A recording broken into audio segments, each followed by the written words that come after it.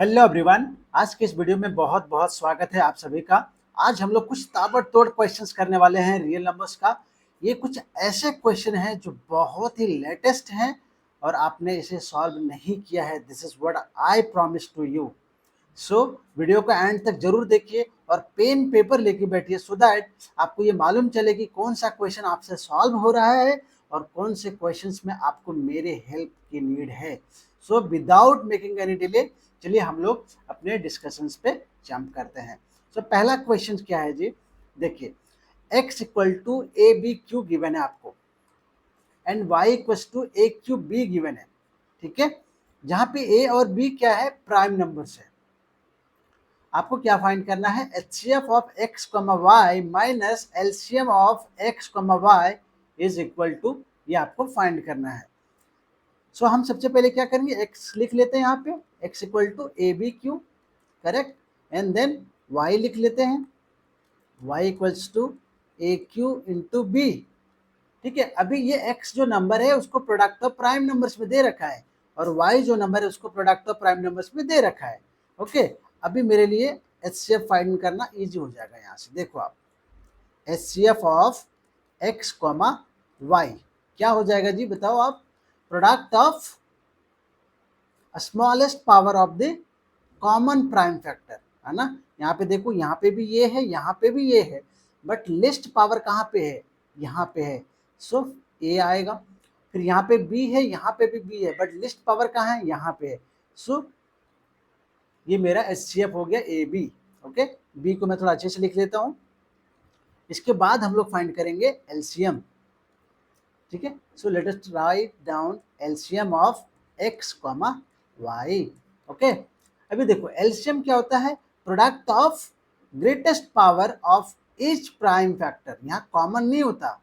Okay, सारे prime factors का highest power के साथ उसको प्रोडक्ट करना है, वही मेरा एलसीएम होता है। देखो ए है, यहाँ पे भी ये है, बट हाईएस्ट पावर के साथ चाहिए, सो ए क्यू।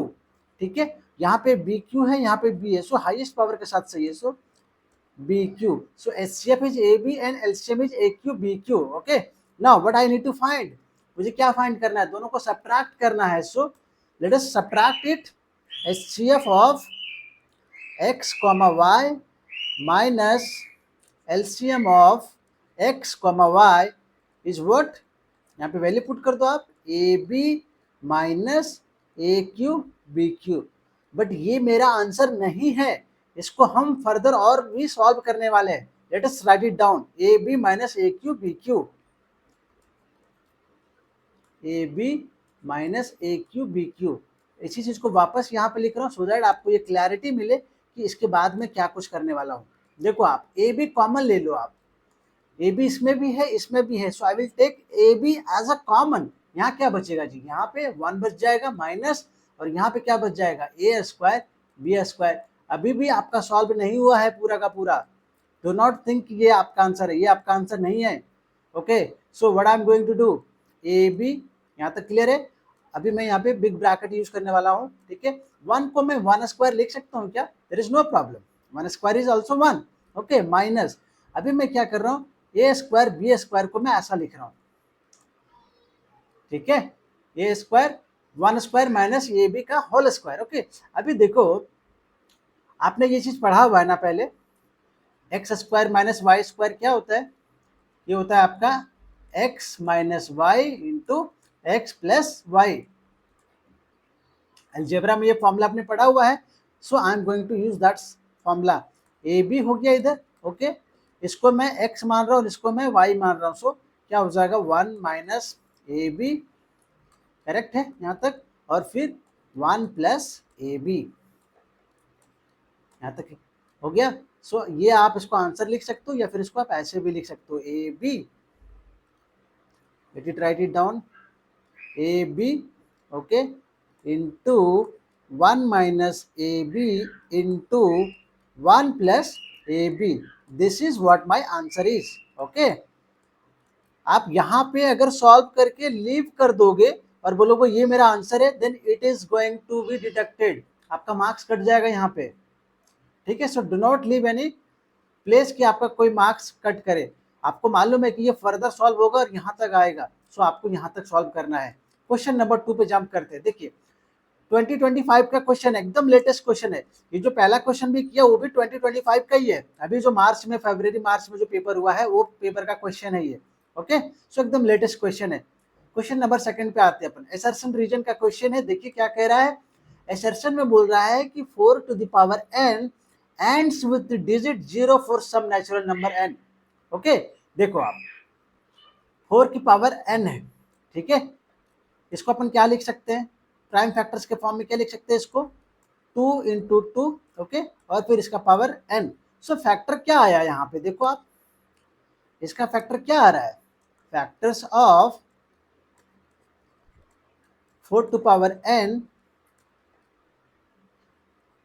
इज बेसिकली 2 ही फैक्टर आया, ठीक है, 5 नहीं आया फैक्टर, नॉट 5, ठीक है। अभी 4 की पावर n एंड होना चाहिए डिजिट 0 से, उसके लिए क्या कंडीशन है, अगर इसका फैक्टर 5 आता, 4 की पावर n का फैक्टर प्राइम फैक्टर 5 आता, तभी ये पॉसिबल है कि ये एंड करेगा विथ डिजिट 0। वही यहाँ पे मैं लिख रहा हूँ कि इसका फैक्टर 2 आया है, 5 नहीं आया है, इसकी वजह से क्या होगा, therefore 4 to the power n is not divisible, 4 to the power n does not end, okay, does not end with digit 0। Digit 0 and में आने के लिए क्या कंडीशन है, 5 से डिवाइड होना चाहिए या फिर 5 उसका प्राइम फैक्टर होना चाहिए। ओके, सो एसर्शन मेरा क्या हो गया, एसर्शन मेरा करेक्ट है या फॉल्स है, it is not true, it is false, right. So I am going to write assertion is false. Assertion यहाँ पे लिख लो आप, एक्चुअली आपको ये ऑप्शन मिलेगा चूज करने को, तो यहाँ पे मैं लिखना है assertion is false, not true, okay। now what about the region, देखते हैं रीजन में क्या बोल रहा है। रीजन में कह रहा है कि फॉर ए नंबर x, एक नंबर x है जिसके पास 2 and 5 as a prime factor है, 2 और 5 क्या है, प्राइम फैक्टर है, ठीक है। आगे क्या बोल रहा है, x to the power n always ends with digit 0 for every natural number n। बात सही है, देखो हो जाएगा, इजीली हो जाएगा। बोल रहा है x जो है उसका प्राइम फैक्टर क्या है, यहाँ पे मैं अच्छे से लिख देता हूँ, prime factors of x, prime factors of x, okay, are 2 and 5, 2 and 5, ठीक है। तो प्राइम फैक्टर x की पावर n का क्या होगा, they are also going to be the same, 2 and 5। तो प्राइम फैक्टर 5 आ गया, इसका मतलब क्या हुआ कि x की पावर n हमेशा एंड करेगा विथ डिजिट 0। सो हम क्या लिखेंगे, therefore x to the power n always, okay, always ends with digit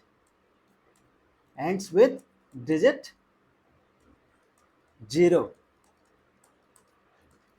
चाहे आप n का वैल्यू कोई सा भी नेचुरल नंबर ले लो, ओके। इसका मतलब क्या हुआ कि reason is true, reason r is true. यहां तक क्लियर, ये आपका फॉल्स हो गया, okay, assertion is false and reason is true. कोई डाउट है तो आप मुझे कमेंट में बताना, मैं आप सभी के कमेंट्स को इंडिविजुअली रीड करता हूं। और वीडियो अगर पसंद आ रहा तो प्लीज वीडियो को लाइक करना, चैनल पे न्यू हो सब्सक्राइब नहीं किया तो प्लीज चैनल को सब्सक्राइब करना। क्वेश्चन नंबर 3 देखो, ये भी 2025 का क्वेश्चन है और 3 मार्क्स में आया हुआ क्वेश्चन है। देखते हैं क्या वाकई में ये डिजर्व करता है 3 मार्क्स ये क्वेश्चन, क्या थोड़ा बहुत मेहनत करवाएगा आपसे, तो आंसर है हाँ, मेहनत करवाया थोड़ा सा। देखो क्यों, देखो यहाँ पे पी क्यू और आर का दे रखा है आपको, क्या दिया हुआ है, एक्स और वाई मेरा क्या है, डिस्टिंक्ट प्राइम नंबर है। तो पी जो नंबर है ना उसको प्रोडक्ट ऑफ प्राइम नंबर में दिया हुआ है, क्यू को भी प्रोडक्ट ऑफ प्राइम नंबर में दिया है और आर को भी प्रोडक्ट ऑफ प्राइम नंबर में दिया हुआ है। मुझे क्या फाइंड करना है, I have to find HCF and LCM, okay. P Q R का इसका एचसीएफ और एलसीएम फाइंड करना है और फर्दर चेक करना है कि एचसीएफ इंटू एलसीएम क्या पीक्यूआर प्रोडक्ट के इक्वल है या नहीं है। देखो ये 3 नंबर्स का है, देख रहे हो आप, यहाँ पे 2 नंबर नहीं है, 3 नंबर है पीक्यूआर। ये वाला कंसेप्ट मैंने पढ़ाया है अपने पिछले वीडियो में, अगर आपने नहीं देखा है तो उसका लिंक डिस्क्रिप्शन में है और आई बटन पे, आप वहां पे भी जाके देख सकते हो। पूरा का पूरा वीडियो बहुत ही अच्छा चल रहा है, लोग पसंद कर रहे हैं, आप भी प्लीज उसको जरूर देखो। देखो यहाँ पे क्या करेंगे हम लोग, सबसे पहले हम लोग एचसीएफ फाइंड कर लेंगे। Let us find HCF of PQR. क्या हो जाएगा जी, HCF is what, product of smallest power of the each common prime factor. देखो x इसमें भी है, इसमें भी है, इसमें भी है, okay, but I need with the smallest power, so x हो जाएगा। ठीक है, y तीनों में है लेकिन स्मॉलेस्ट पावर के साथ चाहिए, so it will be Y square. So HCF क्या आया, एचसीएफ मेरा एक्स वाई स्क्वायर आ गया। Okay, now what about the LCM, LCM क्या आएगा जी, LCM will be the product of highest power of each prime factor, common नहीं, each prime factor. Okay, तो एक्स स्क्वायर तीनों में है लेकिन हाईएस्ट पावर वाला मेरे को चाहिए, सो एक्स की पावर 5 और वाई का पावर 4। यहाँ तक ठीक है जी। अभी देखो क्या बोल रहा है कि दोनों को प्रोडक्ट करो और बताओ कि क्या ये तीनों के प्रोडक्ट के इक्वल है कि नहीं। इसका मतलब क्या हुआ, I need to find LHS और आरएचएस। देखो एलएचएस में मेरे साइड क्या है, एलएचएस में मेरे पास है HCF of PQR, okay, into LCM of PQR. Okay, चलिए प्रोडक्ट कर देते हैं दोनों को, देखते हैं एलसीएम क्या आएगा। So it is going to be x Y square into x to the power 5 y to the power 4। So क्या आने वाला है finally, it is going to be x to the power 6 and y to the power 6। ये मेरा LHS आया। RHS क्या आ रहा है, देखो आप, यहीं पे सॉल्व कर देता हूं मैं। ठीक है, आरएचएस क्या है, बेसिकली पी क्यू आर का प्रोडक्ट है, प्रोडक्ट करो, एक्स की पावर सारे ऐड हो जाएंगे प्रोडक्ट में और वाई की पावर भी ऐड हो जाएंगे। 5 + 2 7 + 1 8, x to the power 8 y to the power 9। Okay, 3 + 4 7 + 2 9। क्या ये दोनों इक्वल है, answer is not, LHS is not equal to RHS. इसका मतलब क्या हुआ कि ये जो एचसीएफ इंटू एलसीएम का प्रोडक्ट पीक्यूआर के इक्वल पूछा था, इक्वल है या नहीं है, तो आंसर है कि नहीं है equal. Okay, so this is done. Okay, ना क्वेश्चन नंबर 4 देखो, ये भी आपका 2025 का क्वेश्चन है और 3 मार्क्स का क्वेश्चन है। कंपोजिट नंबर और प्राइम नंबर का जिनको डेफिनेशन नहीं मालूम है उनको तो मेरा पहला वीडियो रियल नंबर बेसिक्स का जो है वो जरूर देखना चाहिए, उसका भी लिंक डिस्क्रिप्शन में है, प्लीज आप उसको देखो, क्योंकि डेफिनेशन कंपोजिट नंबर और प्राइम नंबर का आपको आना चाहिए, तभी जाके आप इस रियल नंबर्स के चैप्टर्स में मास्टर कर सकते हो, बार बार यूज होगा। देखो क्वेश्चन क्या कह रहा है, क्वेश्चन कह रहा है कि एज्यूम कीजिए कि P Q R 3 distinct prime number है। P Q R prime number तो है बट अलग अलग है। ठीक है, नाउ क्या कह रहा है कि चेक करो कि whether P Q are plus Q is a composite number और नॉट। चलो जी, सबसे पहले मैं क्या करता हूं, पी क्यू आर का कोई वैल्यू एज्यूम कर लेता हूं। क्वेश्चन में बोला ना एज्यूम करो, लेकिन ये तीनों अलग होना चाहिए। सो लेट अस एज्यूम छोटा वाला से स्टार्ट करते हैं। P is 2 and Q is 3 and R is 5, तीनों अलग अलग होना चाहिए। So I have taken 2 3 5। Now put करके देखते हैं इसका प्रोडक्ट क्या आता है, लेट मी चेक। 2 × 3 × 5 + 3, ठीक है, 3 कॉमन आ जाएगा, सो क्या बच जाएगा, 2 × 5 + 1 क्या आया, सॉल्व करने के बाद ये आपका आ गया जाके 5 2 जा 10 + 1 11, 11 × 3 33, 33 आया। आप मुझे बताओ 33 के क्या क्या फैक्टर्स हैं, 33 के फैक्टर्स क्या क्या हैं, फैक्टर्स है 1, ठीक है, 3 से भी ये डिवाइड होगा पूरा का पूरा, 11 से भी होगा और 33 से होगा। इसका मतलब 33 का मोर देन 2 फैक्टर्स। कंपोजिट नंबर का क्या डेफिनेशन है, कंपोजिट नंबर ऐसा नंबर है जिसके पास 2 से ज्यादा फैक्टर्स होना चाहिए। यहाँ पे तो 2 से ज्यादा आ गया, 4 फैक्टर्स है, इसका मतलब क्या हुआ, ये मेरा कंपोजिट नंबर है। ओके, सो यहाँ पूछा था कि क्या ये कंपोजिट नंबर है, तो आंसर है कि है, यहाँ पे लिख देंगे अपन, so P Q into R plus Q is a composite number, is a composite number. Okay,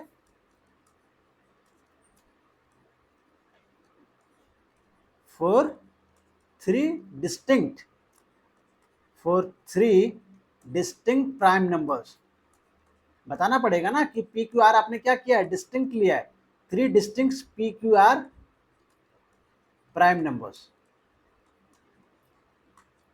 अभी इसमें देखो 2 और सब पार्ट्स हैं इस क्वेश्चन में, अभी ये पूरा का पूरा सॉल्व हुआ नहीं है, रीड करो अभी आप। फिर क्या बोल रहा है कि ये वाला पार्ट तो आपने कर दिया जी, अब यहाँ पे आ जाओ आप, क्या बोल रहा है, फर्दर राइट एन एग्जाम्पल, एक एग्जाम्पल लिखो जहां पे P Q are plus one एक कंपोजिट नंबर है, दूसरा एक और एग्जाम्पल लिखो जहां पे P Q are plus one एक प्राइम नंबर है। चलो पहले वाले को करते हैं सॉल्व। इसको मुझे क्या प्रूव करना है, कंपोजिट नंबर, राइट, ये कंपोजिट नंबर चाहिए। और दूसरे वाले को क्या प्रूव करना है, प्राइम नंबर। ठीक है, उसी हिसाब से आपको एग्जाम्पल्स भी कंसिडर करना है। सो लेट अस कंसिडर, क्या करेंगे हम लोग यहाँ पे, सबसे पहले हम यहाँ पे क्या करते हैं, पी क्यू आर का वैल्यू ले लेता हूँ। सो लेट अस अज्यूम, सॉल्व करने के लिए आप पहले सबसे पहले यहाँ पे अज्यूम कर लो कि what is my P, P is my composite number चाहिए ना। सो 2 3 5 अगर पुट करोगे तो नहीं आएगा, आप चेक करके देख लेना। सो मैं क्या कर रहा हूँ, पी को 3 ले रहा हूँ, क्यू को 5 ले रहा हूँ और आर को मैं 7 ले रहा हूँ। कंपोजिट नंबर चाहिए, इसका मतलब क्या हुआ कि सारे प्राइम नंबर के लिए ये कंपोजिट नंबर नहीं देगा एक्सप्रेशन। ओके, तो बी स्पेसिफिक की किसके लिए आ रहा है, उन्हीं को आपको लेना है। मैं 2 3 5 पे मैंने चेक कर लिया है, अगर 2 3 5 लोगे तो वो आपका कंपोजिट नंबर नहीं आएगा, सो इसलिए आपको भी नहीं लेना है, आप चेक कर सकते हो अपने एंड पे। Now let me put the value, यहाँ पे इसकी वैल्यू पुट कर देते हैं, 3 इंटू 5 इंटू 7 प्लस 1 कितना आएगा जी, टेल मी। 7 5 3 जा 15, 15 7 जा 105, 105 प्लस 1 दैट इज 106। 106 का कितना फैक्टर्स आएगा, इसके फैक्टर्स लिख लेता हूं मैं, आपको भी मालूम होगा इसका फैक्टर 1 होगा। ठीक है, उसके बाद 2 से ये डिवाइड हो रहा है, दिख रहा है यहाँ पे। ओके, 2 से डिवाइड हो रहा है, फिर कितना आएगा, 53 आ रहा है। ठीक है, और फिर 106। So there are more than 2 factors, there are more than 2 factors. इसका मतलब क्या हुआ, ये कंपोजिट नंबर है। सो इस पर्टिकुलर वैल्यू के लिए ये एक्सप्रेशन एक कंपोजिट नंबर दे रहा है। ओके, सो ये मेरा एग्जांपल काम कर गया। नेक्स्ट, यहाँ पे पी क्यू आर का वैल्यू लो और पुट करो और बताओ कि ये प्राइम नंबर है। Okay, so let me assume, मैं यहाँ पे एज्यूम करता हूँ पी का value, P is my 2, Q is my 3 and R is my 5। Put करो आप, देखो पुट करने के बाद क्या वैल्यू आता है, पुट कर देते हैं। 2 इंटू 3 इंटू 5 प्लस 1 कितना आ गया, 31 आया।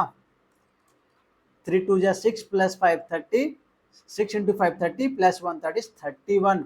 31 का क्या क्या फैक्टर होगा, देयर आर ओनली 2 फैक्टर्स। 31 का क्या क्या, 1 एंड द नंबर इटसेल्फ।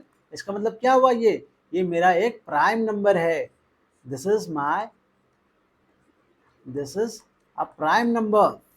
ठीक है, सो जो मैंने एग्जांपल लिया वो सही है, this is a prime number. तो ये एग्जांपल प्राइम नंबर के लिए है और ये मेरा कंपोजिट नंबर के लिए है। सो ये क्वेश्चन नंबर 4 आपका सॉल्व हो गया। ओके, 3 मार्क्स आपका यहाँ से आ जाएगा।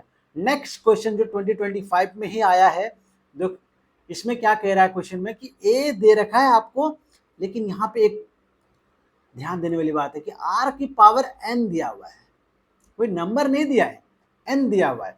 और बी में देखो आप क्यू की पावर एम दिया हुआ है, और फिर क्या बोल रहे हैं कि पी क्यू आर, ये जो पी क्यू आर है ना वो क्या है, प्राइम नंबर है। इसका मतलब आपका नंबर ए को प्रोडक्ट ऑफ प्राइम नंबर में लिख दिया है, आपके नंबर बी को प्रोडक्ट ऑफ प्राइम नंबर में लिख दिया, आपका काम थोड़ा आसान किया है। Okay, now they have also given the LCM, LCM भी दे दिया है क्वेश्चन में। What they are asking you, they are asking you the value of 3n - 2m। इसका वैल्यू बताओ आप, ओके, सो चलो यहाँ पे हो जाएगा ये, बहुत ही अच्छा क्वेश्चन, ट्राई करते हैं सॉल्व करने का। P square, okay, then Q3, okay, and R to the power n। फिर B की वैल्यू लिख लेते हैं, B is what, PQ, Q to the power m R square, ठीक है, और एलसीएम भी दे रखा है। सो एलसीएम को मैं डिफरेंट कलर से लिख लेता हूँ।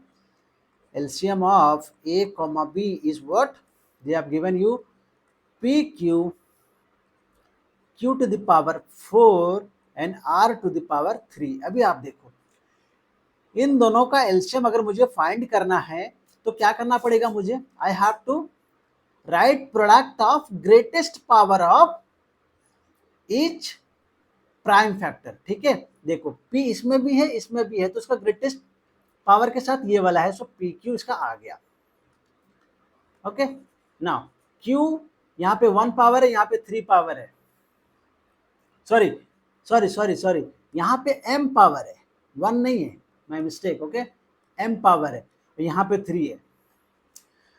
तो 3 वाला तो आया नहीं यहाँ पे, क्योंकि हाईएस्ट पावर वाला यहाँ पे आना है ना, तो हाईएस्ट पावर वाला यहाँ पे आया हुआ है, उसका वैल्यू कितना है, 4 है। इसका मतलब m जो है वो क्या है, 4 है। m की वैल्यू क्या है, दिस इंप्लाइज कि वैल्यू ऑफ m इज 4। अभी देखो r मैक्सिमम पावर वाला इधर आने का है, ओके, यहाँ पे 2 है, तो ऑब्वियस है कि ये वाला जो पार्ट है वो क्या है, आर क्यू है। इसका मतलब your N is what, N is 3। तो सबसे पहले तो एम और एन की वैल्यू आ गई, ठीक है। अब मुझे फाइंड क्या करना है, I have to find 3n minus 2m। Put कर दीजिए, कितना आएगा, 3 इंटू 3 माइनस 2 इंटू 4, कितना आ जाएगा, 3 3 जा 9 माइनस 4 2 जा 8, कितना आएगा answer, answer is 1। 1 is my answer, ठीक है। क्वेश्चन में बस कंपेयर करके देख लेना है, और आपको m और n का वैल्यू, बहुत सारे बच्चे इसमें पैनिक कर जाएंगे कि m का वैल्यू कैसे फाइंड करो, n का वैल्यू कैसे फाइंड करो। अगर ये आप सॉल्व कर लिए, इसका मतलब आपका यहाँ पे मार्क्स मिलना सर्टेन है। अभी देखो क्वेश्चन नंबर 6 में क्या कह रहा है। क्वेश्चन नंबर 6 भी आपका CBSE 2025 का ही क्वेश्चन है ये,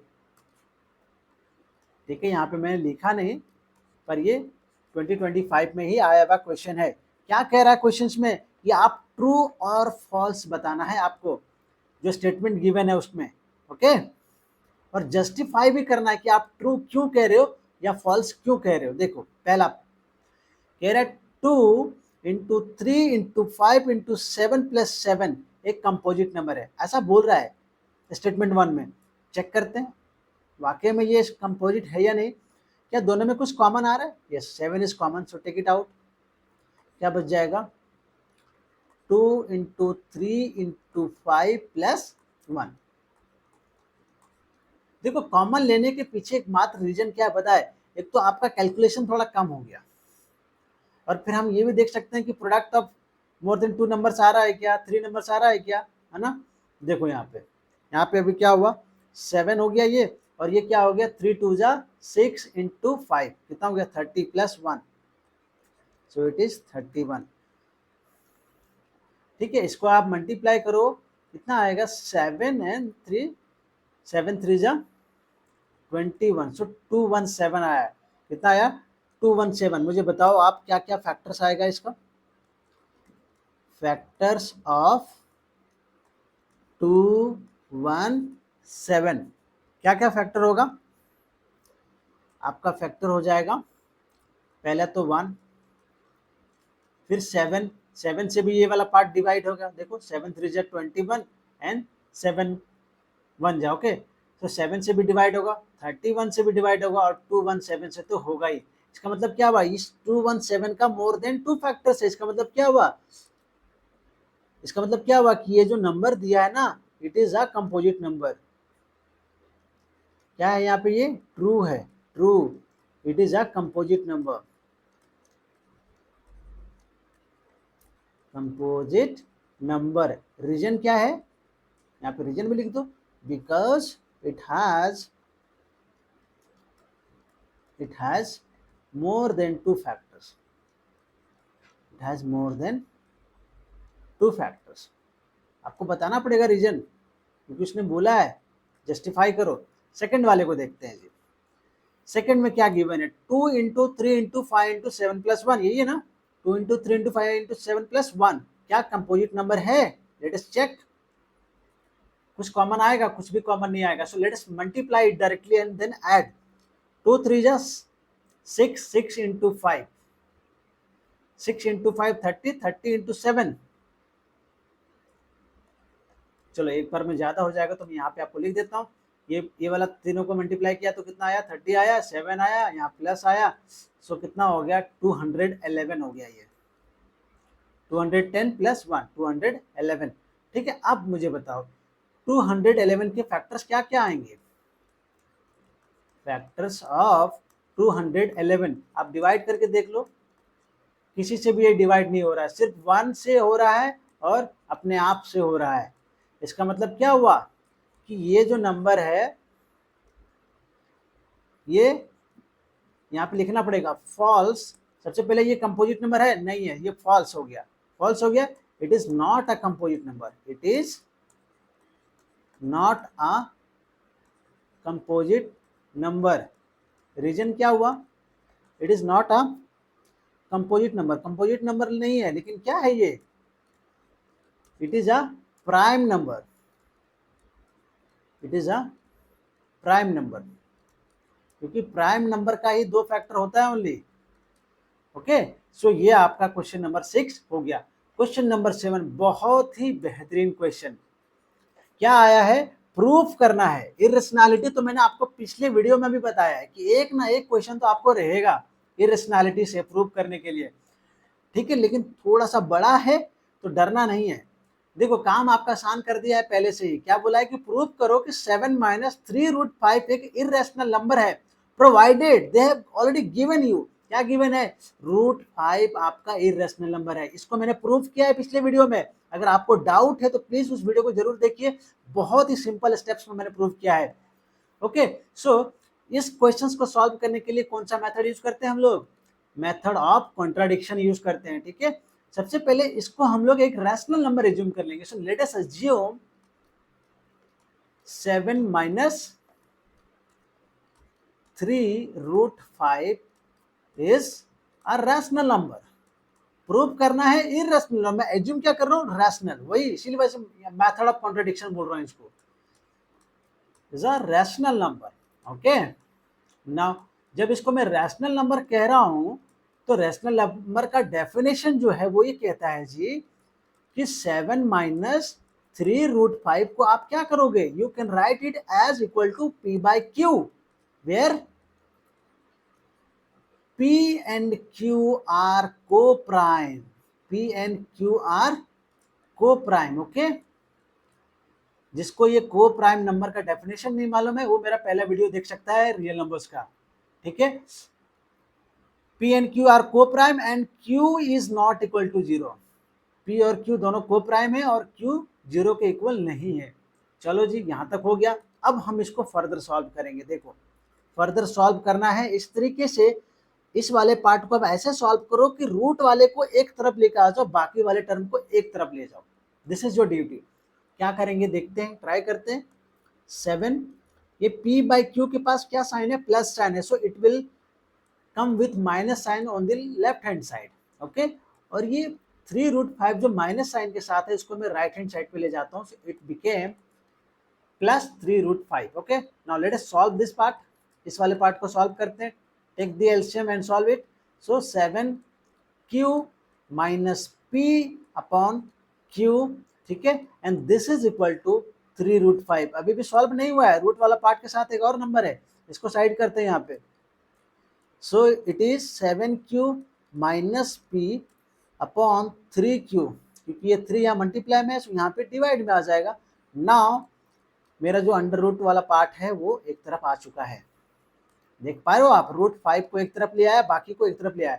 अभी यहाँ पे एक चीज आपको समझना है कि क्या 7Q minus P upon 3Q, ये वाला पार्ट, ये वाला पार्ट क्या एक रैशनल नंबर है? तो आंसर है कि हाँ रैशनल नंबर है। ऐसा क्यों कह रहा हूं मैं, देखो P और Q का वैल्यू क्या पुट करोगे आप, P और Q मेरा को प्राइम है और नॉन जीरो है, ये Q का वैल्यू जीरो नहीं होगा तो कुछ भी पुट करो आप प्लस में या माइनस में, और P का वैल्यू कुछ भी पुट करो प्लस और माइनस में, ठीक है, को प्राइम होना चाहिए। आप पुट करोगे तो क्या होगा कि कोई ना कोई रैशनल नंबर ही आएगा, चाहे वो प्लस पॉजिटिव रैशनल नंबर आए या नेगेटिव रैशनल नंबर आए, लेकिन रैशनल नंबर आएगा। इसका मतलब क्या हुआ, इसको हम लोग लिखेंगे, इसको वर्ड्स में लिखना पड़ेगा, since P and Q are integers, coprime है तो ऑब्वियसली वो पॉजिटिव इंटीजर्स है, so P and Q are integers, okay, and Q is not equal to zero, Q मेरा जीरो नहीं है, सो नहीं है, इसका मतलब क्या हुआ, this part is a rational number, 7Q minus P upon 3Q is rational, ये आपको बताना पड़ेगा, ठीक है। ये तो आपका रैशनल हो गया, लेकिन देखो यहाँ पे कलर चेंज कर रहा हूं, but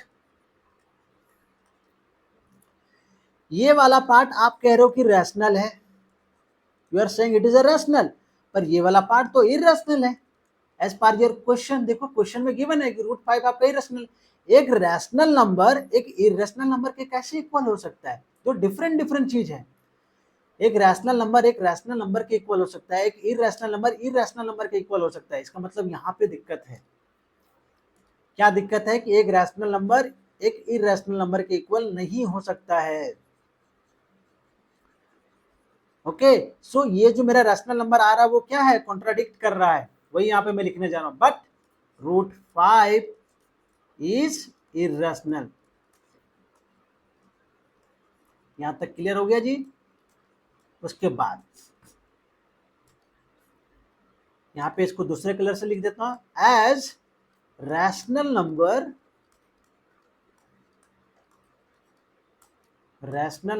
can not be, as rational number cannot be equal to an irrational number, एक रैशनल नंबर इरेशनल नंबर के इक्वल नहीं हो सकता है।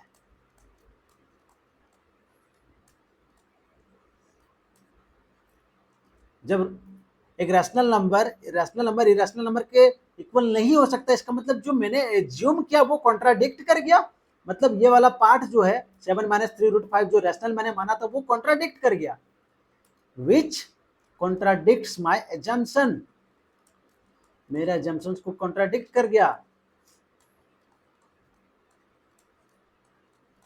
क्योंकि √5 तो रैशनल होने से रहा, √5 मेरा रैशनल कभी नहीं होगा, हमने प्रूव किया है पिछले वीडियो में। इसका मतलब क्या हुआ, देयरफॉर यहाँ पे आप लिखोगे, ऐसा वर्ड्स में लिखना पड़ेगा, देखो इरेशनैलिटी वाले में थोड़ा सा वर्डिंग ज्यादा है, ओके, सो लिखना जरूरी है आपको, 7 - 3√5 यही था, let me see, 7 - 3√5, yes, so therefore 7 - 3√5 is irrational, मेरा प्रूव हो गया, और ये आपका 3 मार्क्स इजीली आ गया, कुछ भी नहीं करना है, एकदम ज़्यादा मेहनत नहीं है, बस थोड़ा सा यहाँ पे आपको ध्यान रखना, ये 2-3 लाइन जो आप सॉल्व करोगे ना उसमें प्लस माइनस मल्टीप्लाई डिवाइड करने में कुछ मिस्टेक मत करना, ठीक है। ये 2024 में कंपार्टमेंट एग्जाम में आया हुआ क्वेश्चन है, तो एकदम फ्रेश क्वेश्चन है, आपने तो सॉल्व भी नहीं किया होगा अभी तक, है ना। तो अगर पसंद आ रहा है वीडियो तो प्लीज लाइक कर देना, आपके लिए बहुत मेहनत कर रहा हूँ, नया नया क्वेश्चन फ्रेश क्वेश्चन लेकर आ रहा हूँ, सो दैट कि आपको क्लैरिटी मिले कि किस तरह का क्वेश्चन अपन एक्सपेक्ट कर सकते हैं आने वाले बोर्ड एग्जाम में। क्वेश्चन नंबर 8 देखो, ये भी कंपार्टमेंट एग्जाम में आया है 2024 में, एक स्कूल है जिसने इनवाइट किया है 42 मैथमेटिक्स टीचर्स को, 56 फिजिक्स टीचर्स को और 70 केमिस्ट्री टीचर्स को एक साइंस वर्कशॉप अटेंड करने के लिए। क्वेश्चन को बिना समझे सॉल्व नहीं करोगे, सबसे पहले तो ये क्वेश्चन कई बच्चों को समझ ही नहीं आएगा कि इसमें करना क्या है, इसलिए आराम से समझना है क्वेश्चन को। Find the minimum number of tables required if the same number of teachers are to sit at a table and each table is occupied by the teacher of the same subject। Science workshop के लिए 3 subjects के teacher को बुलाया गया, mathematics, physics और chemistry. Okay, अभी मान लो कि एक ये टेबल है, ठीक है, इस टेबल पे जो भी चेयर लगेंगे, ये सारे चेयर पे एक ही सब्जेक्ट के टीचर बैठेंगे। सबसे पहले तो हमको यही नहीं पता है कि इस टेबल पे कितना चेयर लगने वाला है, कितना टीचर बैठने वाले हैं। सबसे पहले तो वो फाइंड करना पड़ेगा। उसके बाद क्वेश्चन पूछ रहा है कि कितना टेबल लगेगा टोटल, मिनिमम नंबर कितना है। ओके, देखो सबसे पहले हम पता करते हैं कि एक टेबल पे कितने टीचर बैठने वाले हैं, मैक्सिमम कितने टीचर एक टेबल पे बैठ सकते हैं। तो चलो पहले हम क्या करेंगे, प्राइम फैक्टराइजेशन मेथड यूज करेंगे और 42 का प्राइम फैक्टराइजेशन लिखेंगे, 56 का लिखेंगे और फिर 70 का भी लिखेंगे। चलो यहाँ पे लिखो, 42 का क्या हो जाएगा जी, टेल में। 42 का हो जाएगा 221, ठीक है, फिर 37। सो ये हो गया आपका 2 इंटू 3 इंटू 7, ये हो गया पहला 42 का। 56 का एक बार चेक भी कर लो, 2 3 जा 6, 6 इंटू 7 42। एक बार आपको चेक भी करना है, मैथमेटिक्स का जो कैलकुलेशन है ना, मैथमेटिक्स का आपको देखना जरूर है एक बार बार कि भाई मैं कुछ गलत तो नहीं कर रहा, एक ही बार में नहीं एकदम क्लियर कर देना है चीजें। 228 फिर 214 देन 27, इसका मतलब क्या आया, 2 का क्यूब इंटू 7। चेक करो, 2 2 जा 4, 4 2 जा 8, 8 7 जा 56। सो इट इज ऑल्सो क्लियर। यहाँ पे ये इसका प्राइम फैक्टर्स आ गया। नाउ 70 का देखो, 70 को करो यहाँ पे डिवाइड, 2 से 35, फिर 5 से 7। So it is going to be 2 into 5 into 7। चलो ये मेरा प्राइम फैक्टराइजेशन हो गया। अब आगे का काम करते हैं। सबसे पहले टेबल्स पे, एक टेबल पे कितने टीचर बैठेंगे, एक टेबल पे कितने टीचर बैठेंगे ये पता करना है। तो मतलब उस टेबल पे मैक्सिमम कितने टीचर बैठ सकते हैं, तो मुझे मैक्सिमम नंबर ऑफ टीचर्स देखना है कि एक टेबल पे कितने बैठेंगे। तो I have to find HCF. HCF पहले फाइंड करता हूं मैं, 42 का, 56 का, 70 का। बताओ कितना आएगा एचसीएफ, कितना आ जाएगा, product of smallest power of each common prime factor. 2 यहाँ पे भी है, यहाँ पे भी, यहाँ पे भी है, बट मुझे लिस्ट पावर के साथ चाहिए। 3 इसमें है क्या, नहीं है, इसमें भी नहीं है। सो 3 नहीं आएगा। 7 तीनों में है और तीनों के पास 1 power, so 7। So 2 into 7 that is 14। इसका मतलब क्या हुआ कि एक टेबल पे 14 टीचर्स बैठने वाले हैं, 1 2 3 एंड सो ऑन। यहाँ पे 14 टीचर्स बैठने वाले हैं एक टेबल पे, और ये 14 टीचर्स एक ही सब्जेक्ट के होंगे, चाहे वो मैथ्स के हों, चाहे वो फिजिक्स के हों, चाहे वो केमिस्ट्री के हों। अभी क्वेश्चन सॉल्व नहीं हुआ है, कुछ बच्चे यहीं पे सॉल्व करेंगे, बोलेंगे आंसर हो गया मेरा, नहीं अभी सॉल्व नहीं हुआ है। अभी देखो क्या होने वाला है। अभी देखो मैथ्स में कितने टीचर, 42, 42 मैथ्स के टीचर हैं, करेक्ट है। इनको कितना टेबल्स लगेगा, यहाँ पे लिख लो, नंबर ऑफ टेबल्स रिक्वायर्ड। अच्छे से लिख लेते हैं, number of tables required, number of tables required by maths teacher, ठीक है। एक जितने भी मैथ्स के टीचर हैं उनको कितना नंबर ऑफ टेबल्स लगेगा, एक तो 42 जन हैं टोटल, और एक टेबल पे 14 टीचर बैठ सकते हैं, तो उनको कितना लगेगा, दे विल रिक्वायर 3 टेबल्स, उनको 3 टेबल्स लगेगा। Similarly number of tables physics वाले टीचर्स को है ना, number of tables required by physics teachers, ठीक है। फिजिक्स टीचर्स को कितना लगेगा जी, 56 टोटल टीचर हैं और एक टेबल पे 14 बैठेंगे, तो कितना लगेगा, 4 टेबल्स। सिमिलरली अपने को केमिस्ट्री वाले टीचर्स को कितना टेबल देना पड़ेगा, number of tables required by chemistry teacher, chemistry teacher. So how much, It is going to be 70 by 14, that is 5 tables. देख रहे हो आप, आपके स्कूल में जो वर्कशॉप ऑर्गेनाइज किया गया है उसमें कितने टेबल्स की रिक्वायरमेंट है? यहाँ से 3 टेबल्स, मैं कलर चेंज करके यहाँ पे दिखाता हूँ आपको। 3 टेबल्स मैथ्स के लिए, 4 टेबल्स फिजिक्स टीचर्स के लिए और 5 टेबल्स केमिस्ट्री टीचर के लिए। सो टोटल कितना हो गया? सो नंबर ऑफ टेबल्स,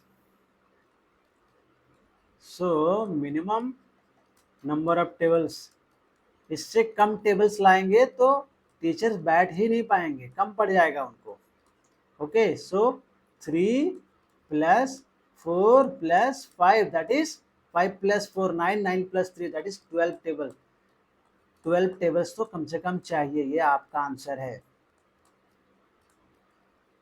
समझ गए? 12 टेबल्स चाहिए। सो यहाँ तक 8 क्वेश्चन हमने सॉल्व किया और एकदम लेटेस्ट क्वेश्चन था ये। वीडियो पसंद आया तो प्लीज़ वीडियो को लाइक कर दीजिए। चैनल पे न्यू है, सब्सक्राइब नहीं किया तो प्लीज़ चैनल को सब्सक्राइब कीजिएगा। और अगर नोट्स पीडीएफ में चाहिए तो आपको मेरा टेलीग्राम चैनल का लिंक डिस्क्रिप्शन में है, आप उस पर जाके ज्वाइन करो, ठीक है? फ्री ऑफ कॉस्ट है, कोई प्रॉब्लम नहीं है। और फिर वहाँ पे आपको ये पीडीएफ नोट्स मिल जाएगा। अपने दोस्तों के साथ शेयर कीजिए। Thank you so much, have a good day.